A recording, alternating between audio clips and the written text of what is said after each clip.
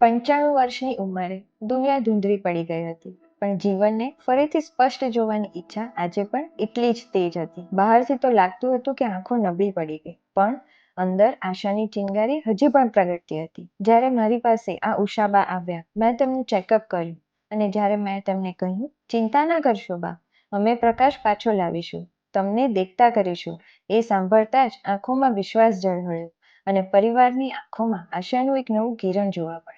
મોતિયાબિંદુનું operation એ માત્ર સારવાર નહોતું, એ તો 95 વર્ષના જીવનમાં પ્રકાશનું નવું કિરણ હતું. અને જ્યારે તેમણે ઓપરેશન પછી પહેલી વાર સ્પષ્ટ નજરે દુનિયા જોઈ, ત્યારે તેમના સ્મિતે બધું કહી દીધું.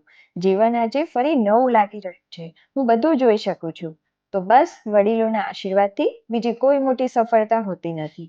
આજ તો અમારા કર્મનો સાચો અર્થ છે. હા મિત્રો, જો તમારા ઘરે કોઈ પણ વડીલોને નજર ધૂંધળી લાગે તો રાહ ન જુઓ, કારણ કે સમયસરનું મોતિયાબિંદુનું ઓપરેશન જીવનમાં પ્રકાશ પાછો લાવી શકે છે, અને એ પણ જતી ઉંમરે.